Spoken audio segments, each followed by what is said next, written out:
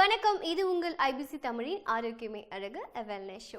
இந்த ஷோ பேசிக்காகவே பார்த்தீங்கன்னா ஹெல்த் பற்றி தெரிஞ்சுக்கிறதுக்காக, அதுக்கப்புறம் ஜூம்பா அதாவது ஒர்க் அவுட் பற்றி, அதாவது டான்ஸ் ஆடிக்கிட்டே இப்படி நம்ம ஒர்க் அவுட் பண்ணி ஃபிட்டாக இருக்கிறது அப்படிங்கிறத பற்றி தெரிஞ்சுப்போம். அண்ட் இந்த பியூட்டி செக்மெண்ட் உங்களுக்காக கடைசி செக்மெண்ட் அதுதான், ஆனாலும் பியூட்டியாக இருக்கும். ஓகே, ஸோ பியூட்டியில் பார்த்தீங்கன்னா நிறைய simple makeups and hair styles, இந்த மாதிரி வீட்டில் இருந்தபடி நம்ம ஸ்கின்னை எப்படிலாம் வந்து அழகாக பார்த்துக்கலாம் அப்படின்னு சொல்கிற மாதிரியான ஒரு செக்மெண்ட். இந்த மூணு கலந்தது தான் நம்ம ஷோ ஆரோக்கியமே அழகு. இன்னைக்கு ஃபர்ஸ்ட் செக்மெண்ட்ல டாக்டர் கலாவதி ஹெல்த் செக்மெண்ட்ல டாக்டர் கலாவதி வந்து நிறைய இன்ஃபர்மேஷன்ஸ் ஒரு மெடிசனை பத்தி சொல்றதுக்காக வந்திருக்காங்க. அந்த மெடிசன் என்ன அப்படின்னு கூட எனக்கு கூட தெரியல, ஆனா என்ன சொல்றாங்க நானும் பார்க்க தான் போறேன், நீங்களும் பாருங்க, வாங்க பார்க்கலாம்.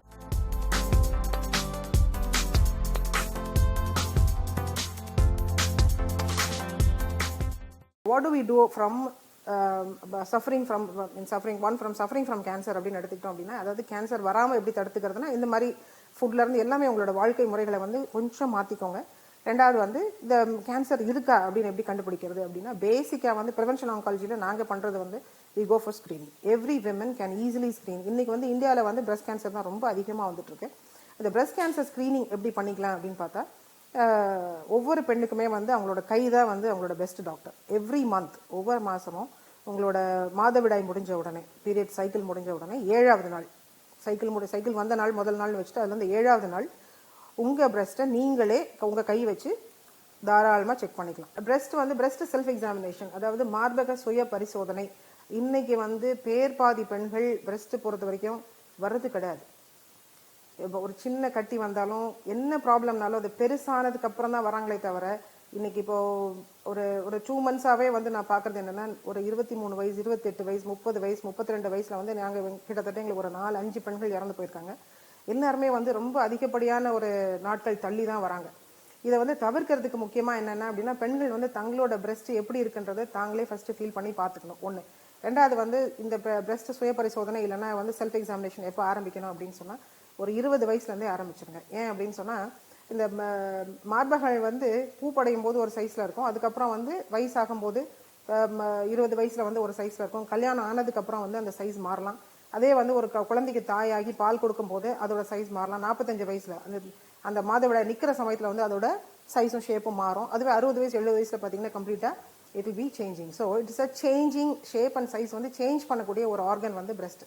ஸோ இது எப்படி இருக்குது அப்படின்றத வந்து அந்த பெண்கள் ஒரு 20 வயசுலேயே ஆரம்பிச்சாங்கன்னா தான் வந்து அது வந்து அந்த ஒன்று ரொட்டீன் ஆகும். ரெண்டாவது வந்து ஏர்லியராக வரக்கூடியதை வந்து கண்டுபிடிக்க முடியும். ஏன் வந்து 20 வயசு ஆரம்பிக்கணும், 40 வயசு பத்தாது அப்படின்னு கேட்டிங்கன்னா, இன்னைக்கு நான் பார்த்து இறந்த பெண்களில் வந்து 21 வயசு தான் நான் பார்த்தது. எங்கஸ்ட்னு பார்த்தீங்கன்னா 21 வயசில் பார்த்துருக்கேன். அதை தொடர்ந்து இப்போ நிறைய பெண்கள் வந்து 20லேருந்து 30க்குள்ளே நிறைய பெண்களுக்கு இப்போ மார்பக புற்றுநோய் வந்துட்டு இருக்கு. So at least by 20 years you start your self examination. மார்பக சுய பரிசோதனை 20 வயசுலேருந்து தயவு செஞ்சு எல்லா பெண்களுமே ஆரம்பிங்க. அதுக்கான அந்த பேம்ப்ளெட்ஸ் இன்னைக்கு பார்த்தீங்கன்னா வந்து எப்படி செல்ஃப் எக்ஸாமினேஷன் பண்ணிக்கணும்னு எல்லா கம்ப்யூட்டர்லையுமே இருக்குது. பிரஸ்ட் செல்ஃப் எக்ஸாமினேஷன் போட்டிங்கன்னா ஈஸியாக வந்து எல்லாருமே வந்து அதை பார்க்க முடியும். ஸோ மார்பக சுய பரிசோதனை பொறுத்த வரைக்கும் ஒவ்வொரு பெண்ணுமே வந்து 20 வயசு ஆன உடனே தயவு செஞ்சு ஆரம்பிச்சிடுங்க. ஏன்னா இப்போ வந்து நம்ம நாட்டில் வந்து நான் பார்த்த கேஸ் வந்து 21 வயசு தான் எங்கஸ்ட் நான் ட்ரீட் பண்ணியிருக்கேன். அமெரிக்கா பொறுத்த வரைக்கும் 11 வயசு குழந்தைக்கே வந்து மார்பக புற்றுநோய் வந்திருக்கு. ஸோ ஒரு 20 வயசுல வந்து ஆரம்பிக்கலாம். அடுத்த டெஸ்ட் வந்து இப்போ எங்ககிட்ட வந்து நீங்கள் டெஸ்ட் பண்ணிக்கணும்னு வரும்போது வருஷத்துக்கு ஒரு தடவை வந்தீங்கன்னா, 40 வயசுக்கு மேலே இருந்ததுன்னா எக்ஸ்ரே மேமோகிராம்ன்ற டெஸ்ட். அது வேற ஒன்றும் கிடையாது. மார்பக எக்ஸ்ரே வந்து எல்லாருமே பார்த்துருப்பீங்க. மார்பகங்களை வந்து எக்ஸ்ரே எடுத்து அதில் ஏதாவது கட்டி இருக்கான்னு பார்க்கறது தான். 20லேருந்து 40 வயசுக்குள்ளே இருக்கக்கூடிய பெண்கள் வந்து ஸ்கேன் மேமோகிராம்னு இருக்குது. இந்த ஸ்கேன் மேமோகிராம் வந்து இது வலியெல்லாம் ஒன்றும் இருக்காது. நீங்கள் வந்து வருஷத்துக்கு ஒரு தடவை வந்து ஸ்கேனே போயிட்டு பண்ணிக்கலாம். இதில் முக்கியமாக கவனிக்க வேண்டியது, சரி அப்படி நீங்கள் இந்த டெஸ்ட் பண்ணும்போது என்ன இருக்கும் உங்களுக்கு அப்படின்னு பார்த்தீங்கன்னா, மார்பகத்தில் வந்து சிறு கட்டிகள் இருக்கலாம். முக்கியமாக வந்து கேன்சர் கட்டியாக இருந்ததுன்னா வலி இல்லாத கட்டியாக இருக்கும். இன்னைக்கு பல பெண்கள் வந்து எங்ககிட்ட லேட்டாக வரதுக்கு முக்கியமான காரணம் என்ன அப்படின்னா, வலி இல்லாத கட்டி தானே அப்புறம் பார்த்துக்கலான்னு வச்சிடுறாங்க. பட் அதே கட்டி வந்து ஸ்டேஜஸ் இருக்குது. கேன்சர் பொறுத்த வரைக்கும் ஸ்டேஜஸ் இருக்குது. ஒரு ஸ்டேஜ்லேருந்து அடுத்த ஸ்டேஜுக்கு போகும்போது வலி எடுக்க ஆரம்பிக்கும். ஸோ எங்ககிட்ட வரும்போது ரொம்ப லேட் ஸ்டேஜில் தான் நிறைய பெண்கள் வராங்க. இந்த சின்ன வயசில் இறந்து போட பெண்கள் எல்லாமே பார்த்தீங்கன்னா லேட் ஸ்டேஜில் தான் வராங்க. இல்லை குடும்பத்தில் வந்து கஷ்டம், ஃபைனான்ஸ் ப்ராப்ளம் இருக்கலாம், மற்ற ப்ராப்ளங்கள் இருக்கலாம், இல்லைன்னா பெண்கள் குழந்தைங்க ஏதாவது படிச்சுட்டு இருக்கலாம், இவங்களாம் முடிக்கட்டும் போகலான்னு வெயிட் பண்ணியே வந்து எங்ககிட்ட வரும்போது ரொம்ப லேட் ஆகிடுது. ஸோ அவங்கள காப்பாற்றி திருப்பி அந்த குடும்பத்துக்கு எங்களால் கொடுக்க முடியறது இல்லை. ஸோ பெண்கள் வந்து கவனிக்க வேண்டியது என்ன அப்படின்னு சொன்னால், சுய பரிசோதனை ரொம்ப முக்கியம். 40 வயசுக்கு மேலே எக்ஸ்ரே மேமோகிராம் ரொம்ப முக்கியம். 20லேருந்து 40க்குள்ளே இருக்கக்கூடிய பெண்கள் ஸ்கேன் மேமோகிராம்ன்றதையும் பண்ணிக்கலாம்.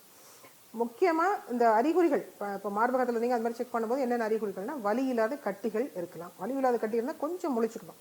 கேன்சர் ஆரம்பத்தில் வலி இல்லாமல் தான் இருக்கும். 2வது அறிகுறி முக்கியமானது, காம்புலேருந்து ஏதாவது வந்து உங்களுக்கு தண்ணி மாதிரி வடிக்கலாம், இல்லைன்னா ரத்தம் வந்து கசிவு வரலாம், இல்லை ரத்தம் கலந்து தண்ணி ஏதாவது வரலாம்.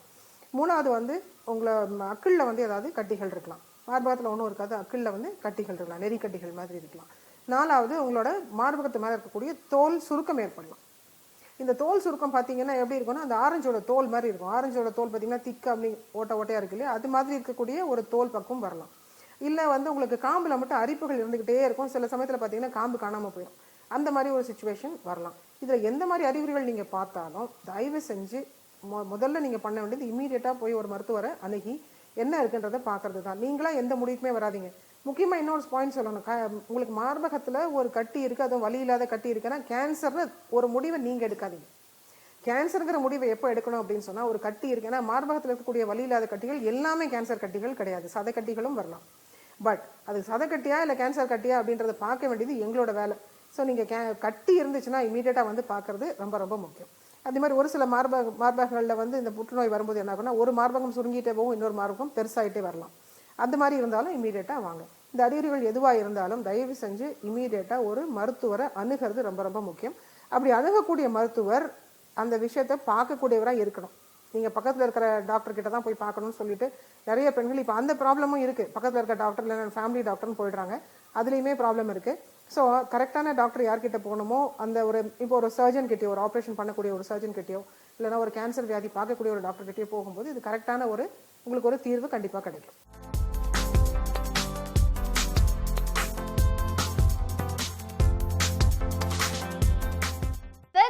ஷோ இது உங்கள் ஐபிசி தமிழின் ஆரோக்கியமே அழகு வெல்னஸ் ஷோ. இந்த செக்மெண்ட்டுக்கு வந்துட்டோம். அண்ட் வழக்கம் போலவே வசுந்தரா மேம் வந்து பியூட்டிஃபுல்லான இன்ஃபர்மேஷன்ஸோட தான் நம்மளை மீட் பண்ணுறாங்க இல்லையா. நம்ம சிம்பிளாக என்னென்ன விஷயங்கள்லாம் நம்ம செஞ்சிடலாம். இந்த பார்லரில் போய் நீங்கள் ரொம்ப செலவழிக்க வேண்டாம், இத்தனைக்கும் அவங்களும் ஒரு பியூட்டிஷியன் தான், நீங்கள் பார்லர் போக வேண்டாம் அப்படின்னு நினச்சிருந்தா உங்களுக்கு இந்த மாதிரி இன்ஃபர்மேஷன்ஸ்லாம் கொடுத்துருப்பாங்களா? கொடுத்துருக்க மாட்டாங்க இல்லையா. ஆனால் இவங்க கொடுக்குறாங்களே, வாங்க என்ன பண்ணுறாங்கன்னு பார்க்கலாம்.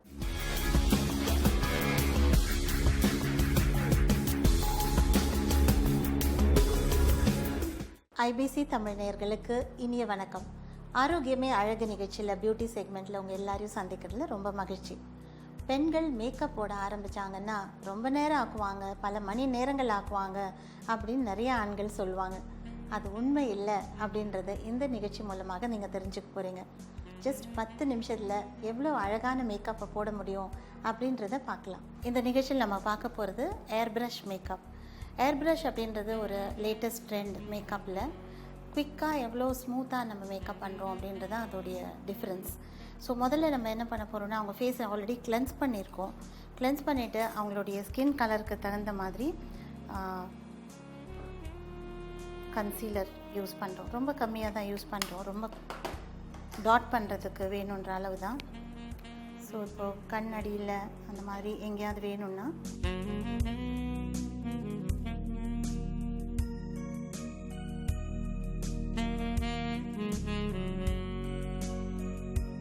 எந்த ஏரியாஸ் கொஞ்சம் டார்க்கனாக இருக்கோ அந்த ஏரியாவில் கொஞ்சம் கான்சென்ட்ரேட் பண்ணி அப்ளை பண்ணுறோம்.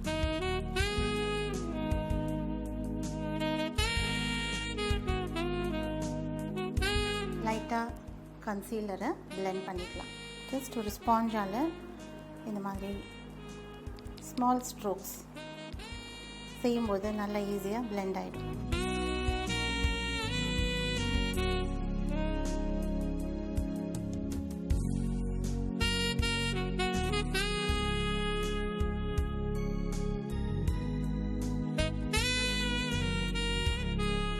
இப்போ அவங்களுடைய ஃபேஸில் கன்சீலரால் ஐ டார்க் சர்க்கிள்ஸ் இதெல்லாம் லைட்டாக கவர் பண்ணியிருக்கோம்.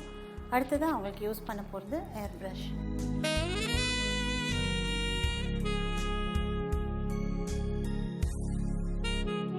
கிளையண்ட்டோடைய ஸ்கின் கலரில் ஃபவுண்டேஷனை சூஸ் பண்ணி ஆட் பண்ணியிருக்கோம்.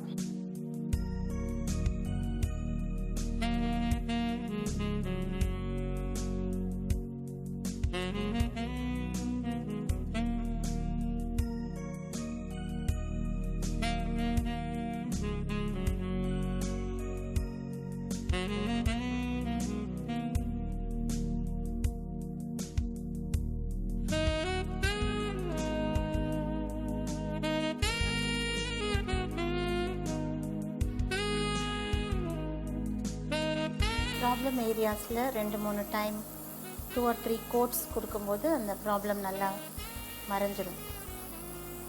ஸோ ஏதாவது சில பேருக்கு வாட்ஸ் இருக்கலாம், இல்லை மோல்ஸ் இருக்கலாம், இதெல்லாம் ஈஸியாக மறைக்க முடியும் இதால்.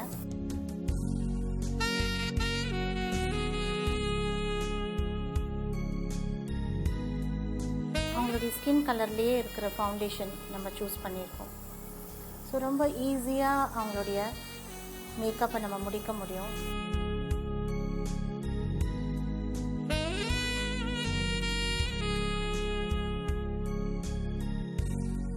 நோஸில் இருக்கிற அந்த ரேஷஸ் எல்லாத்தையுமே நம்மளால் மறைக்க முடியாது. ஸோ கொஞ்சம் பிரைட்டராக வேணும் அப்படின்றதுனால இன்னும் 2வது கோட் நம்ம கிட்ட யூஸ் பண்ணுறோம். நெக்கில் டார்க்னஸ் இருக்கிறவங்களுக்கு அதை மறைக்கலாம், ஈஸியாக மறைக்க முடியும். சம்டைம்ஸ் நம்ம கையால், ஸ்பாஞ்சால், ப்ரஷ்ஷால் போடும்போது கூட இந்த ஈவன் லுக் கிடைக்காது.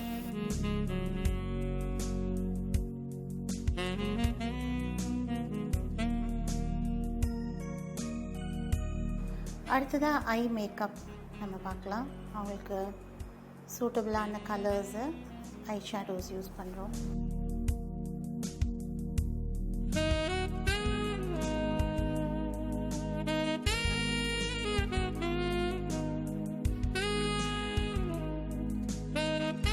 யங் கேர்ள்ஸ்லாம் ரொம்ப விரும்புகிறது என்ன கலர்ஸ்னால் காப்பர்,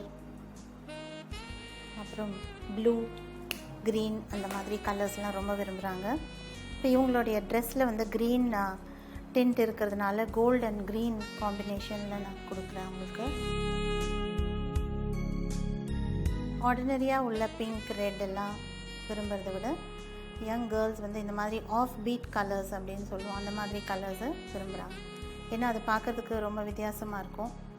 யூஸ்வலாக எல்லோரும் போடுற கலர் தான் இருக்காது.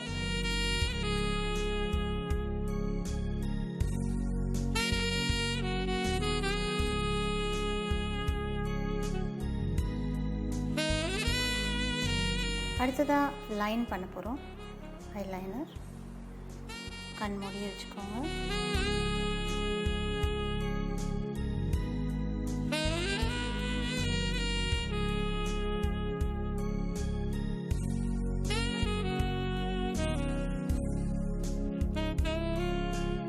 அது நல்லா காயிற வரையில் அவங்களுடைய லிப் மேக்கப்பை நம்ம பார்க்குறோம். ஸோ அவங்களுக்கு வந்து இந்த ரெட் டிண்ட் அவங்களுடைய ட்ரெஸ்ஸில் கொஞ்சம் இருக்குது.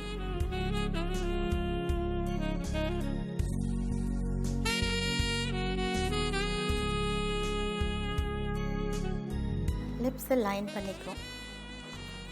லைன் பண்ணிவிட்டு ரெட் லிப்ஸ்டிக்,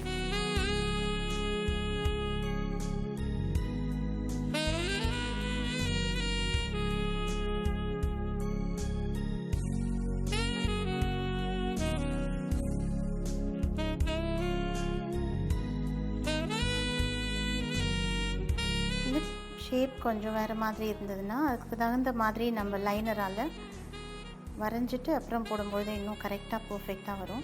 இப்போ இவங்களோட லிப் ஷேப் ஆல்ரெடி பர்ஃபெக்டாக இருக்கிறதுனால நம்ம அந்த மாதிரி எதுவும் தேவையில்லை.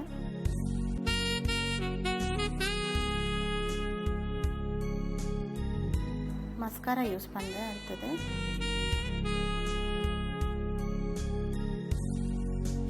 லேஷஸை நல்லா கர்ல் பண்ணி மேலே பிரைட்டராகவும் பெட்டராகவும் காட்டுறதுக்காக மஸ்காரா.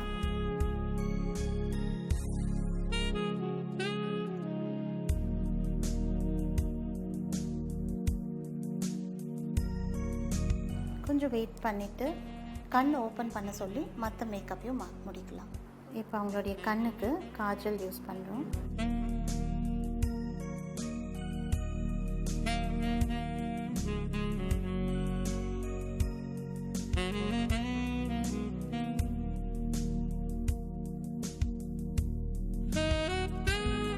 கடைசியாக நான் யூஸ் பண்ணுறது ப்ளஷ்.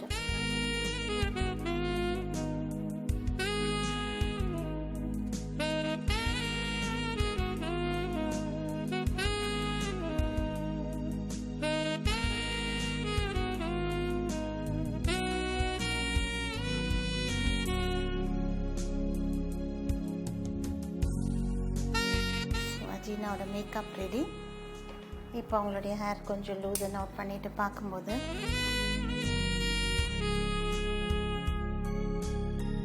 அவங்க எவ்வளோ எக்ஸ்ப்ரெசிவாக எவ்வளோ அழகாக தெரியுறாங்க அப்படின்றத பார்க்குறோம். ஜஸ்ட் ஒரு 5-10 மினிட்ஸில் அவங்களுடைய ஃபேஸ்க்கு வந்து ஒரு நல்ல பிரைட் லுக் கிடச்சிருக்கு. இது ஒரு பார்ட்டி டைம் இல்லை பிரைடல் அந்த மாதிரி டைம்லலாம் ஏர் ப்ரஷ் மேக்கப் அப்படின்னு கேட்டு செஞ்சுக்கலாம். ஏர் ப்ரஷ் மேக்கப் செஞ்சு 10 நிமிஷத்தில் அஜினாவோட ஃபேஸை எவ்வளோ கிளாமரஸாக மாற்றிருக்கோம் அப்படின்றத நீங்கள் பார்த்தீங்க. சிம்பிள் பட் கிளாமர், இதுதான் அந்த மேக்கப்போட தனித்துவம். இதே மாதிரி நீங்களும் ட்ரை பண்ணலாம். இந்த மாதிரி இன்ட்ரெஸ்டிங் எபிசோடில் மீண்டும் உங்களை சந்திக்கும் வரை உங்களிடமிருந்து விடை பெறுவது வசுந்தரா.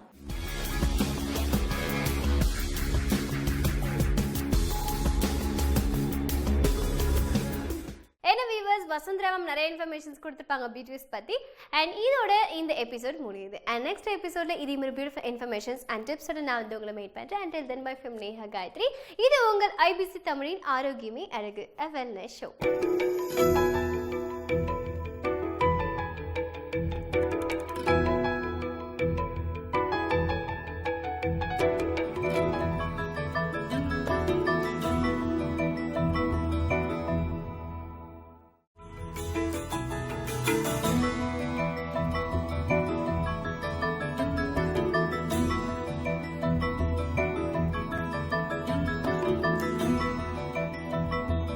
ABC